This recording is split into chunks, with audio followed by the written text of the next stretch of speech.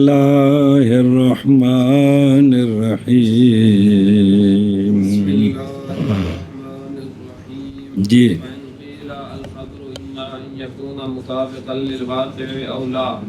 فإن كان مطابقا للواقع لم يحتمل الكذب وإن لم يكن مطابقا لم يحتمل الصدق فلا خبر داخل في الحد. صلی اللہ علی نبینا الکریم وعلی آلہ واصحابہ وبارک وسلم. بسم اللہ الرحمن الرحیم. اللہ اکبر.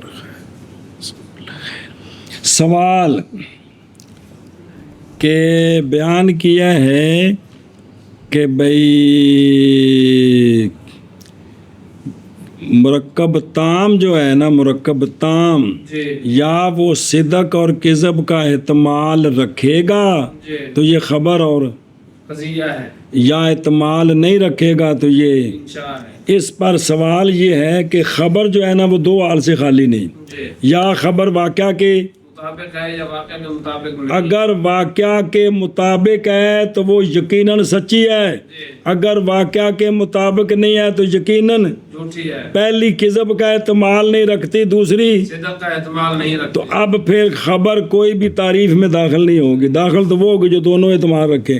واقعہ کے اعتبار سے خبر صرف ایک اعتماد رکھتی ہے، دوسرا تو نہیں رکھتی. کہ رکھتی ہے. نہیں رکھتی. اے شاباش ہے. ہاں جی. سوال ہے کہ خبر یا یہ کہ مطابق ہوگی واقعہ کے یا مطابق نہیں ہوگی. اگر مطابق واقعہ ہے تو وہ کذب کا احتمال نہیں رکھتی، اور اگر واقعہ کے مطابق نہیں ہے تو وہ صدق کا احتمال نہیں رکھتی. تو خبر تو وہ ہوگی جو دونوں اعتماد رکھے. واقعہ کے اعتبار سے کوئی بھی خبر دونوں اعتماد نہیں رکھتی تو پھر تعریف کے اندر کوئی بھی خبر داخل نہ ہوئے. یہ ہے. بس اگر کہا جائے خبر یا یہ کہ ہوگی مطابق للواقع یا نہ ہوگی مطابق للواقع، پس اگر ہے خبر مطابق للواقع تو نہیں اعتماد رکھے گی کذب کا، اور کلہ ہوئے تو کذب ہوں ہے. اور اگر نہ ہو خبر مطابق للواقع تو نہیں اعتماد رکھے گی صدق کا.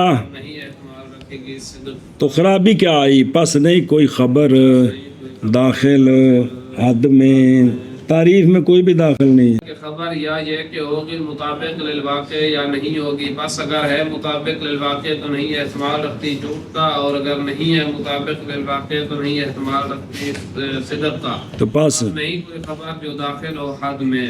پہلا جواب دیا لوگوں نے علامہ دے کر کہتے ہیں چنگا نہیں، پھر اپنا جواب دینا ہے.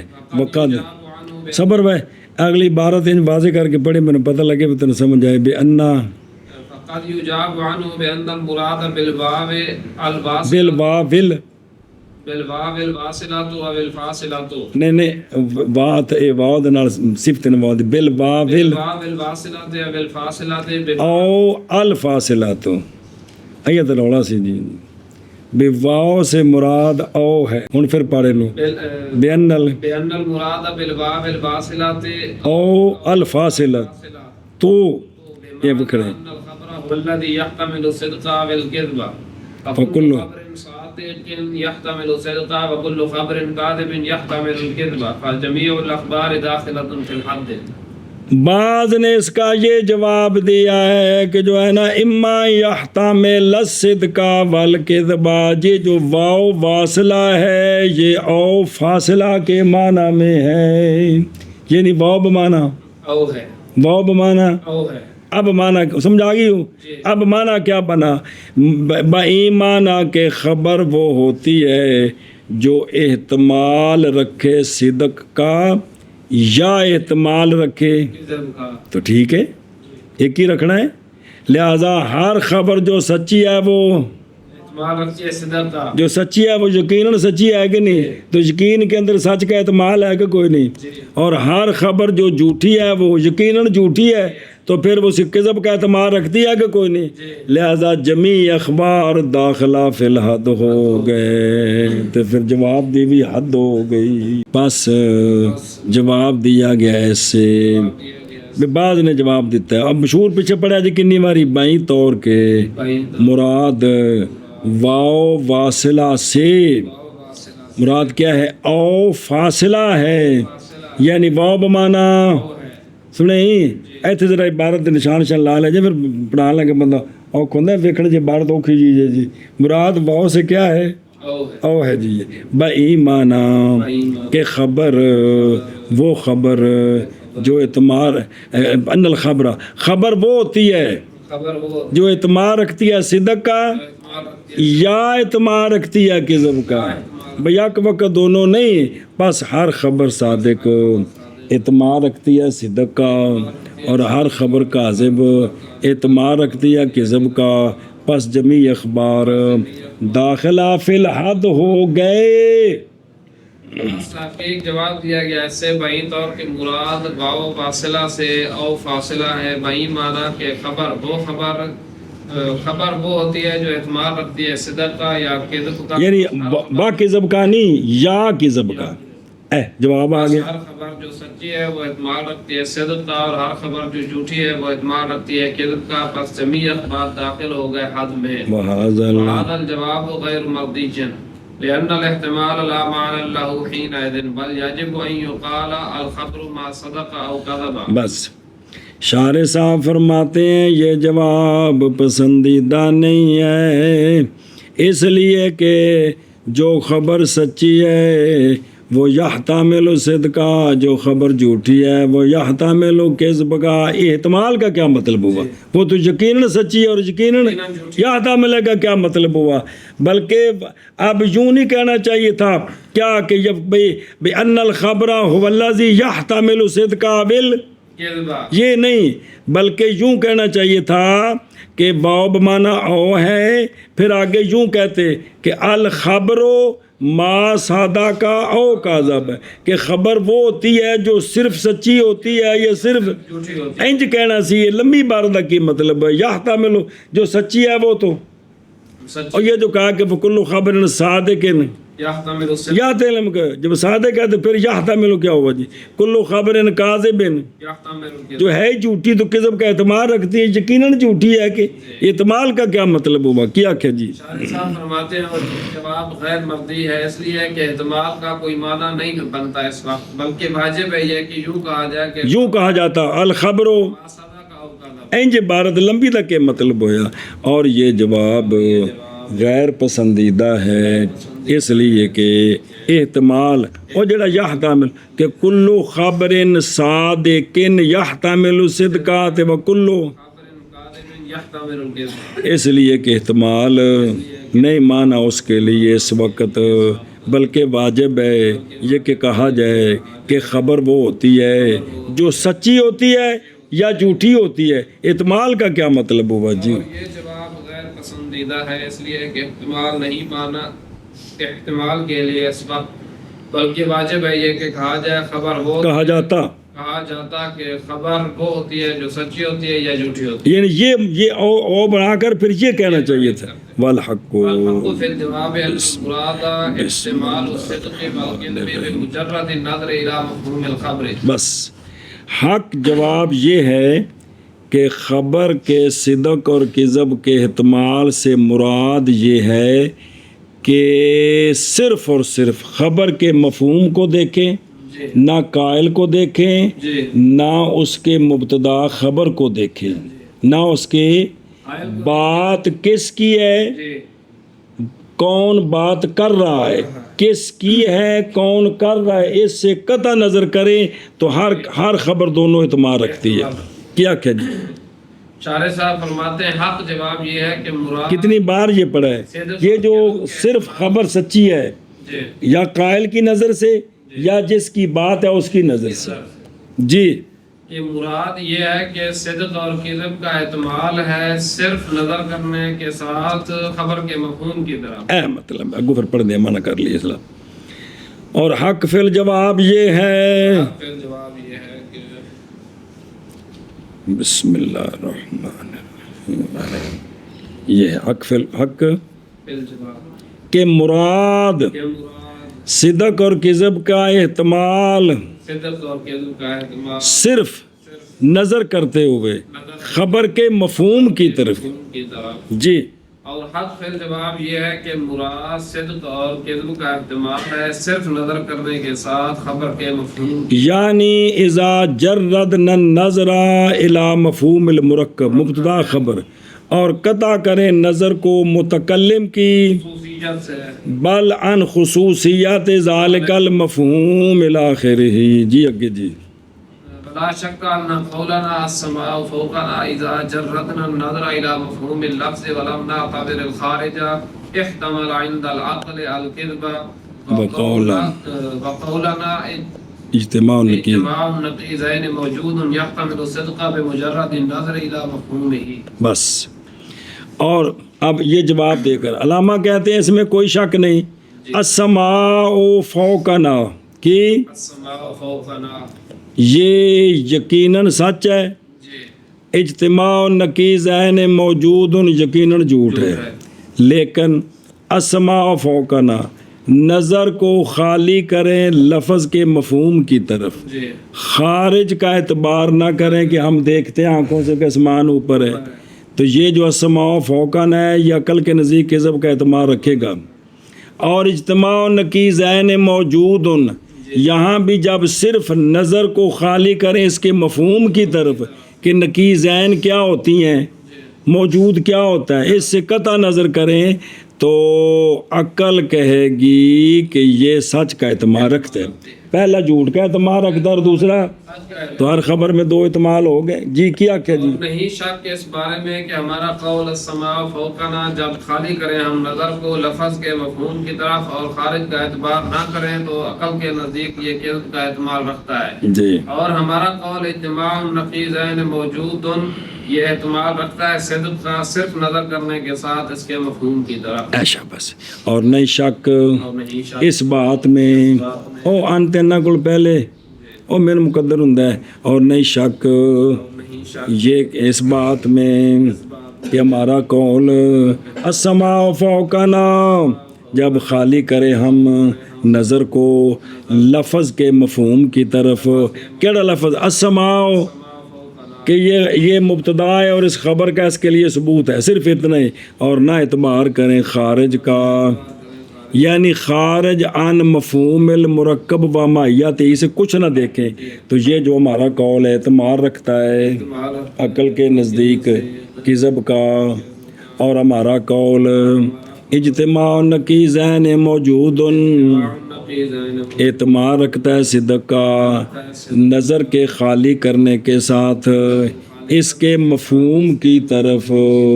جی اور نہیں شک اس بارے میں کہ ہمارا قول السماء فوقنا جب کہ خالی کریں ہم نظر کو لفظ کے مفہوم کی طرف اور نہ اعتبار کریں ہم خارج کا تو احتمال رکھتا ہے یہ قول عقل کے نزدیک کاذب کا، اور ہمارا قول اجتماع النقیضین موجود احتمال رکھتا ہے صدق کا صرف نظر کرنے کے ساتھ اس کے مفہوم کی طرف۔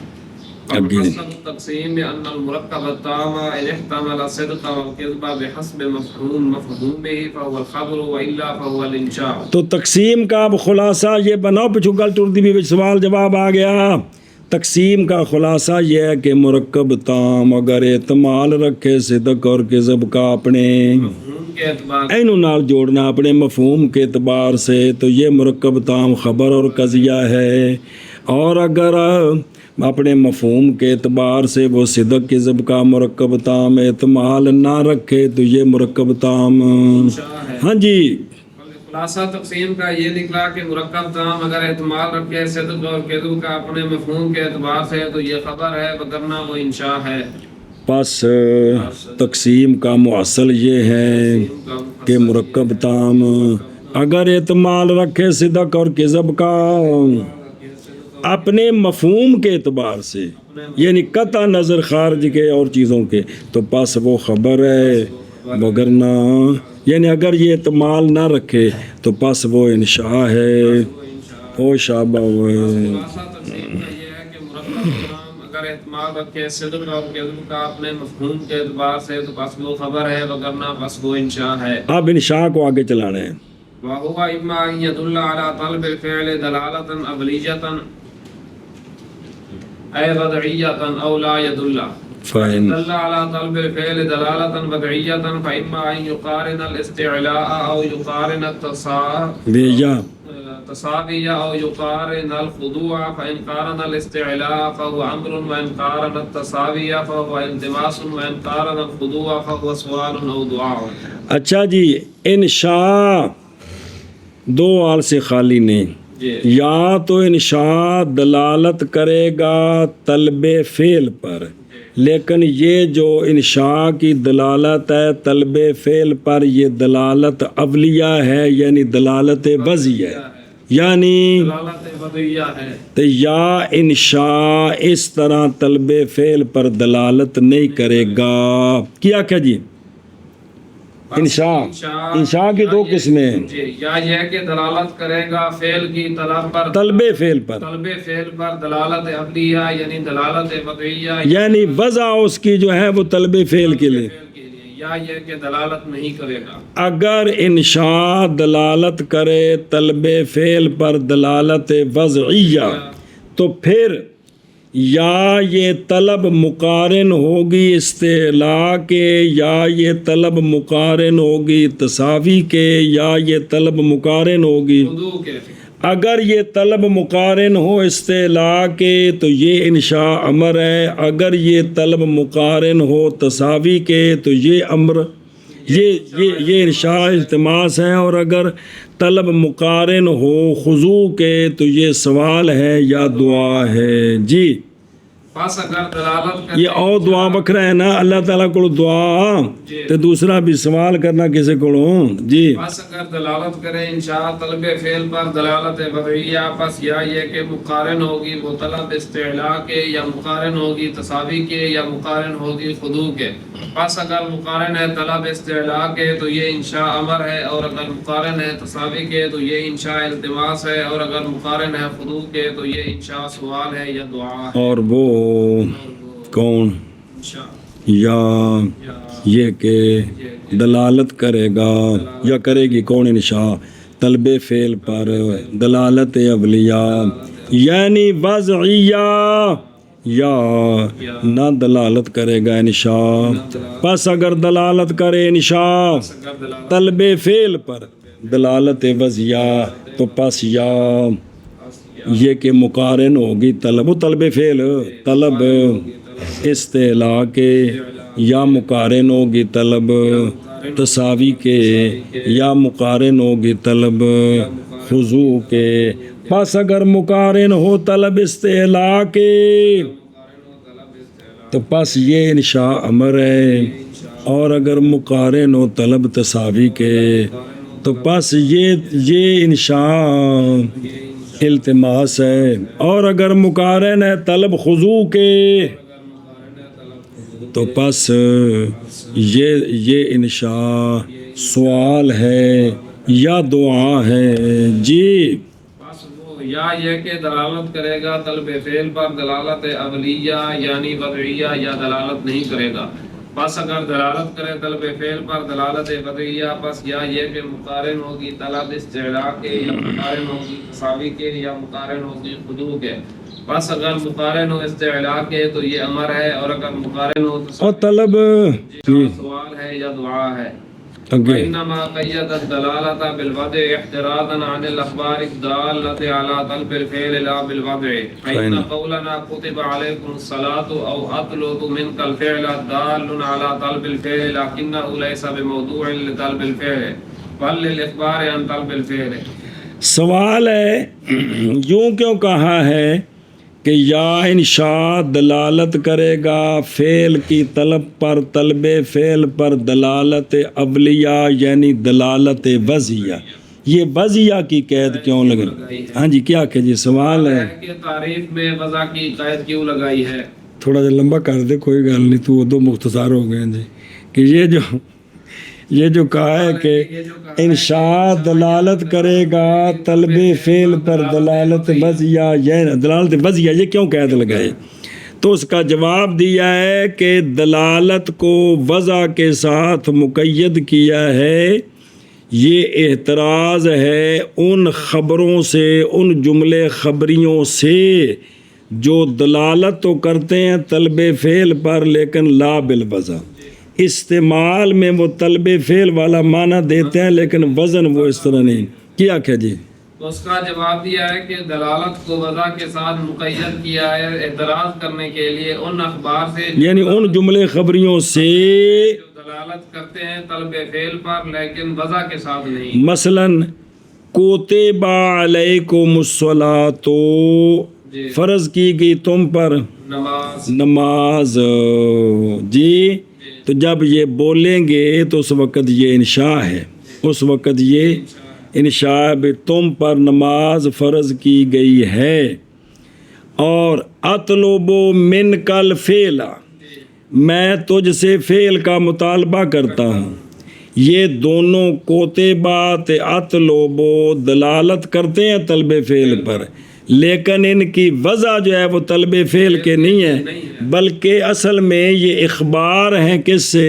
طلب فعل سے. کوتب علیکم الصلاۃ بھی خبر دینا ہے کہ تجھ سے نماز کا مطالبہ ہے، اور دوسرے جملے میں بھی کہ تجھ سے فعل کا مطالبہ ہے. تو یہ اخبار ان طلب فعل ہے، نہ کہ طلب فعل کے لیے وضع کیے گئے. استعمال میں ان میں شاہ والا معنی ہے. جی کیونکہ ہمارا قول کتب علیکم الصلاۃ یا اطلب منک الفعل یہ ہر ایک دلالت کرنے والا ہے طلب فعل پر، لیکن ہر ایک نئی وضع کیا گیا، یا طلب فعل کے لیے بلکہ یہ تو اخبار ہے طلب فعل سے خبر دینی ہے. اے شاباش سے. چلو جی، ماض مقید کیا گیا دلالت کو وضع کے ساتھ، مقید کیا گیا دلالت کو وضع کے واسطے اعتراض کرنے کے سے احتراز اخبار سے، ایسی اخبار جو دالہ ہیں طلب فعل پر لا بالوضع، کیونکہ ہمارا قول کتب علیکم الصلاۃ یا اطلب منک الفعل دال ہے ہر ایک طلب فعل پر، لیکن ہر ایک نئی وضع کیا گیا طلب فعل کے لیے، بلکہ ہر ایک وضع کیا گیا ہے خبر دینی طلب فعل سے کے لیے. خبر دینی طلب فعل سے کے لیے. جی اور ماض مقید کیا ہے دلالت کو وضع کے ساتھ اعتراض کرنے کے لیے اخبار سے جو دلالت کرنے والے ہیں طلب فعل پر لیکن لا بالوضع.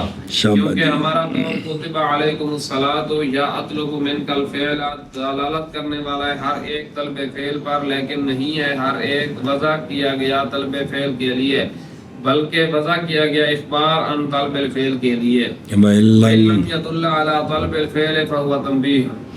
اگر انشاء طلب فعل پر دلالت نہ کرے جی. تو یہ انشاء تنبیہ ہے. اور اگر انشاء طلب فعل پر دلالت نہ کرے تو یہ انشاء تنبیہ ہے، بجائے تسمیہ، لأنه نبہ علی ما فی ضمیر المتکلم، اس لیے کہ یہ جو انشاء ہے یہ متنبع کرتا ہے اس معنی پر جو متکلم کے ضمیر میں، اس مضمون پر. کیا کہ جی اس لیے کہ یہ انشاء متنبع کرتا ہے اس معنی پر جو متکلم کے دل میں ہے. اور مثلا تمنی، ترجی، ندا، تعجب، قسم سارے اپنے دل کی جو ہے نا، یہ جب بولیں گے تو پتہ چل گیا مخاطب کو کہ متکلم کے دل میں کیا ہے. تو اس لیے اس کا کیا معنی ہوا؟ تنبیہ. اور چلو جی وَيَنْ دَارِجُ تمنی و ترجی و ندا و تعجب والقسم. لہذا اس انشاء کے اندر تمنی، ترجی، ندا، تعجب، قسم یہ پانچوں قسمیں داخل ہو گئی. اور اگر نہ دلالت کرے انشاء طلب فعل پر تو پس وہ انشاء تنبیہ ہے. اس لیے کہ یہ جو انشاء ہے نبہ متنبع کرتا ہے اس شے پر جو متکلم کے ضمیر میں ہے اور مندرج ہے. اس انشاء میں اور تنبیہ میں تمنی اور ترجی اور ندا اور تعجب اور قسم. جی اور اگر نہ دلالت کرے وہ انشاء طلب فعل پر تو یہ تنبیہ ہے، اس لیے کہ یہ متنبع کرتی ہے اس پر جو متکلم کے دل میں ہے اور مندرج ہے اس میں تمنی اور ترجی اور ندا اور تعجب اور قسم.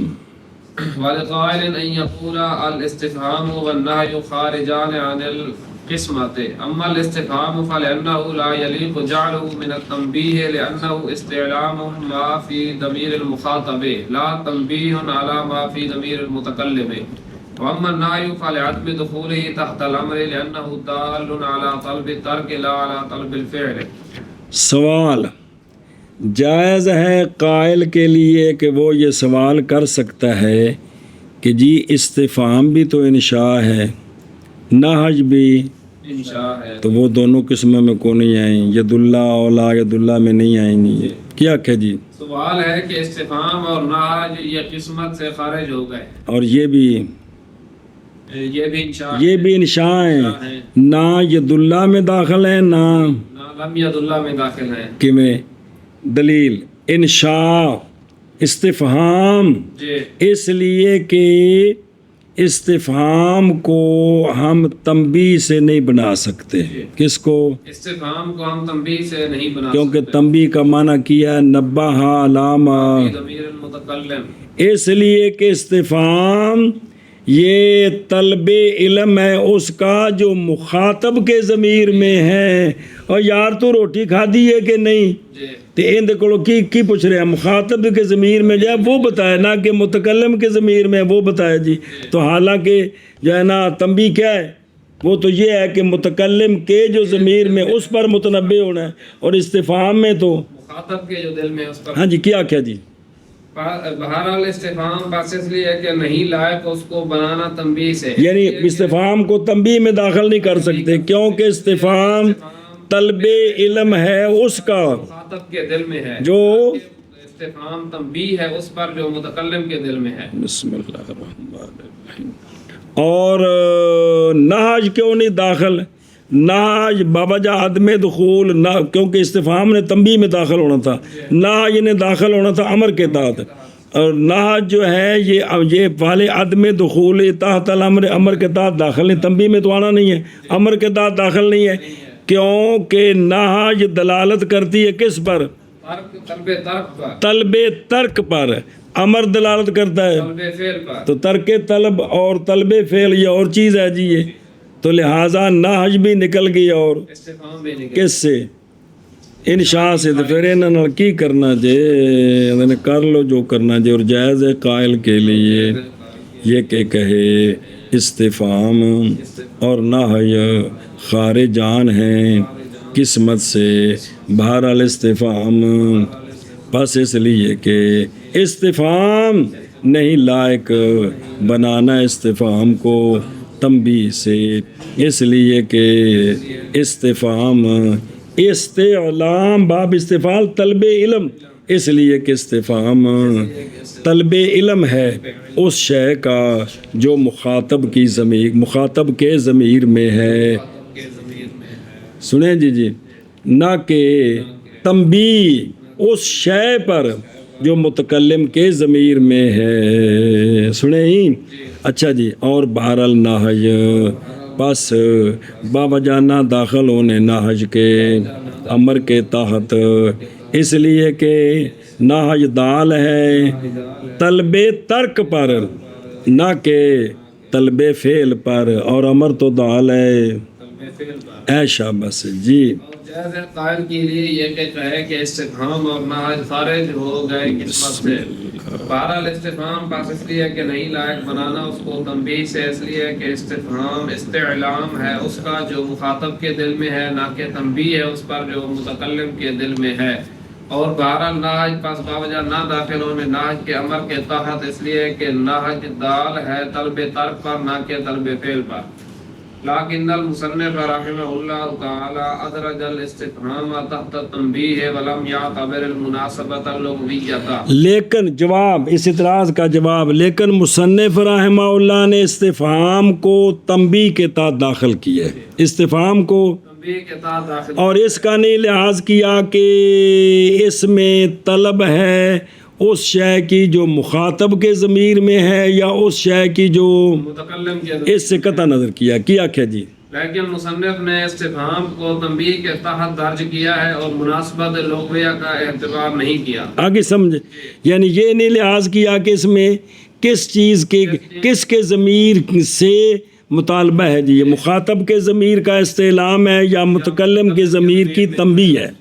بنہیا والنهي تحت الأمر بناء على أن الترك ہوبا هو كف النفس لا عدم الفعل عما من شأنه أن يكون فعلا. اور مصنف نے نہج کو داخل کیا کس کے تحت؟ امر کے ساتھ اس لیے کہ نہج کیا ہے؟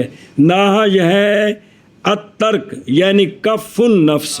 کیا ہے؟ کف النفس. تو یہ تو فعل ہے، نہ کہ نہج ہے کہ عدم الفعل، کہ وہ ہے طلب الفعل، یہ عدم الفعل بنے. یہ نہیں ہے کہ عدم الفعل ہے جس کی شان سے یہ ہو کہ وہ فعل بن جائے. یہاں تقابل عدم والملکہ کا نہیں ہے، بلکہ نہج کا معنی ہے کف النفس. ترک کا معنی کف النفس. ہوا کف، ترک کا معنی کف النفس، نفس کو روکنا. یہ فعل ہے یہ. ہاں جی شابہ جی. تب نفس سے مطالبہ کیا ہے کہ گناہ سے رک جا، کرتوتوں سے رک جا، جیسے نفس سے مطالبہ ہے کہ اچھائیاں کر. ہاں جی توجہ کر بھائی یار. کے تحت اس بنا کرتے ہوئے اس بات پر کہ ترک وہ کف نفس ہے. وہ ہے نا ناج کیا دلالت کرتے ہیں نا طلب ترک پر. تو ترک ہے کیا؟ ترک کف نفس ہے، نہ کہ عدم الفعل. کہ اس کی شان سے یہ ہو کہ وہ فعل ہو. لہذا نہج امر کے تحت داخل ہو گئی اور تنبیہ کے تحت. لیکن مصنف رحمہ اللہ نے درج کیا ہے استفہام کو تنبیہ کے تحت اور نہیں اعتبار کیا مناسبت لغویہ کا کہ بھی کس کے ضمیر کا اظہار کرنا ہے جی. اور نہج کو داخل کیا ہے اور ادرجہ داخل کیا ہے امر کے تحت بنا کرتے ہوئے اس پر کہ نہ اسی نا دال علی طلب ترک، اس پر کہ ترک وہ کف نفس ہے. تو کف نفس کیا ہے؟ کف کیا ہے؟ کف رکنا فعل ہے، روکنا، نہ کہ ترک عدم فعل ہے. اما من شانی یکون فعلا، ترک عدم نہیں ہے، ترک کف النفس ہے جی. ہاں جی شابہ جی. لیکن مصنف رحمہ اللہ نے درج کیا ہے استفہام کو تنبیہ کے تحت اور نہیں اعتبار کیا مناسبت لغویہ کا، اور نہج کو امر کے تحت بنا کرتے ہوئے اس بات پر کہ ترک وہ کف نفس ہے نہ کہ عدم الفعل اما من شانہ ان یکون. اور ویکن آشیت ہے قول ہوا کف النفس سے بھئی اس پر دلالت کرتا ہے اللہ جل شانہ کا یہ فرمان اعوذ باللہ من الشیطان الرجیم وَنَهَا النَّفْسَ عَنِ الْهَوَىٰ، منع کیا اللہ نے نفس کو خواہشات سے، کیونکہ جنت وہ ٹھکانہ ہے اس کا. جی وجہ دلالت یہ ہے کہ دخول جنت مترتب ہے کس پر؟ نہا النفس عن الہوا سے جی، بمانا کف نفس عن المحرمات، نہ کہ عدم الفعل. اس لیے کہ عدم فعل تو مکلف کی قدرت کے تحت داخل ہی نہیں. تو جو قدرت کے تحت داخل نہیں اس پر تو جنت نہیں نہ ملتی. جنت تو ملتی جو قدرت میں ہو تو وہ کریں تو پھر جنت ملے جی. اور قدرت میں اور چھوڑے تو نعوذ باللہ محروم ہو. یہ بات ہے جی.